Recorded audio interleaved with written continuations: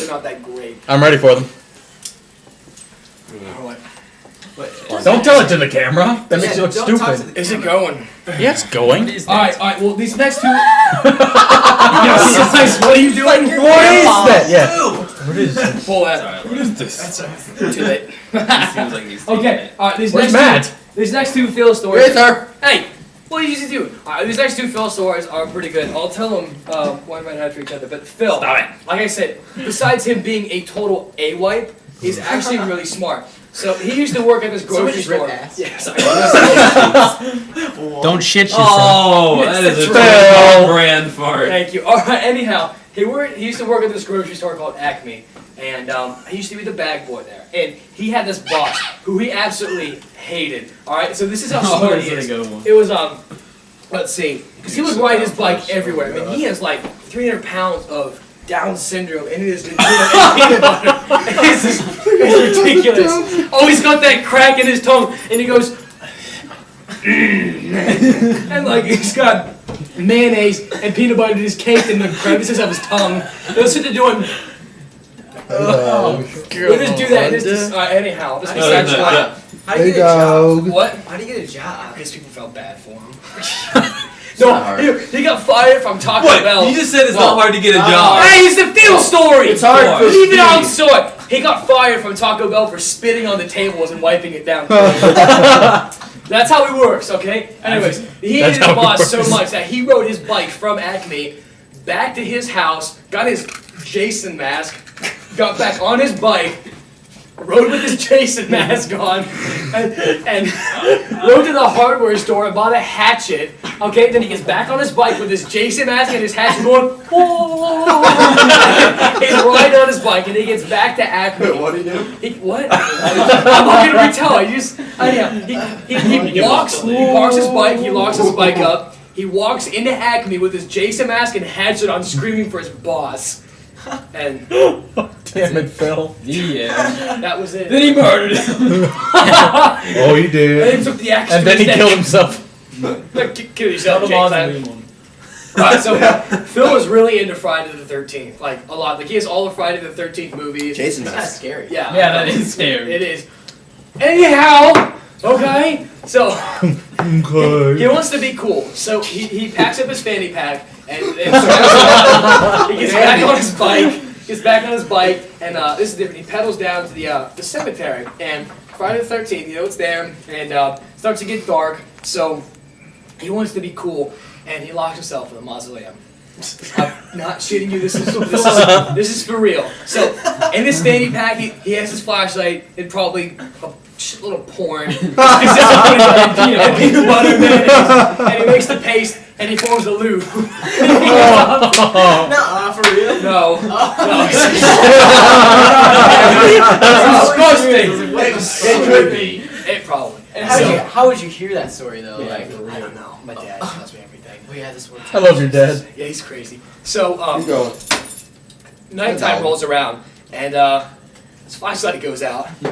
So, you know, he's starting to get a little bit creeped out. So he's just kind of sitting in there, starts to kind of get worried. You know, time keeps going on. He just gets more scared and more scared. Then he starts like freaking out, and like when fucking Phil freaks out, he freaks out. Like he starts going, "Whoa.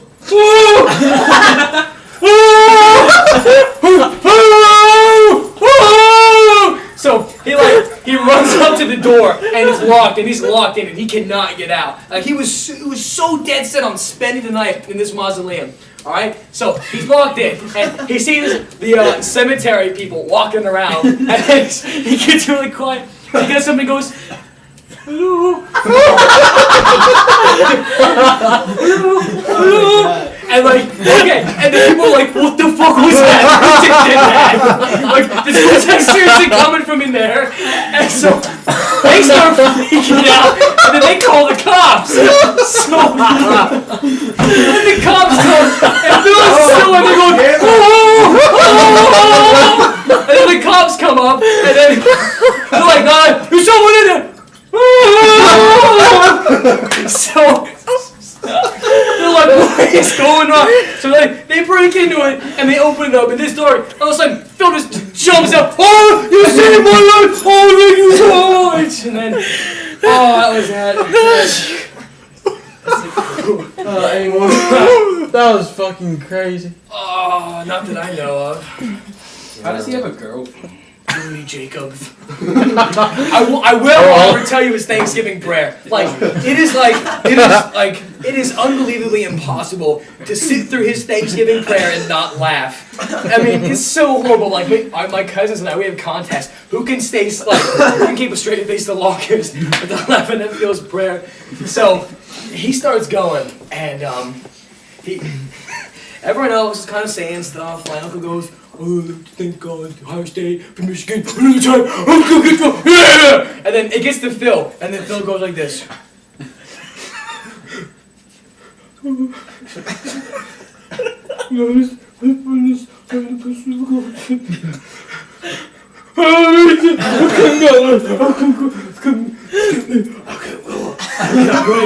Get me now. And I was like, no, Phil, just pray right now and get it over with. So Phil's like, I'll pray.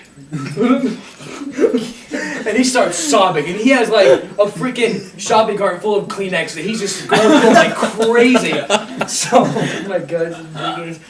This is all I remember from this year's prayer. Before I actually had to leave the room because I was laughing. And, like, my aunts were giving me the stink face. I'm like, all right, I just gotta get out of here. Stink face. Deacon face. You drop one grade, I drop them all. Anyhow, so this is all I hear. It's like, you pray for a blessing over the Pacific Ocean. I'm like ready to do this. I got like tears running down. My sides are split, and I'm sitting there going. And then he goes, Julie Jacob.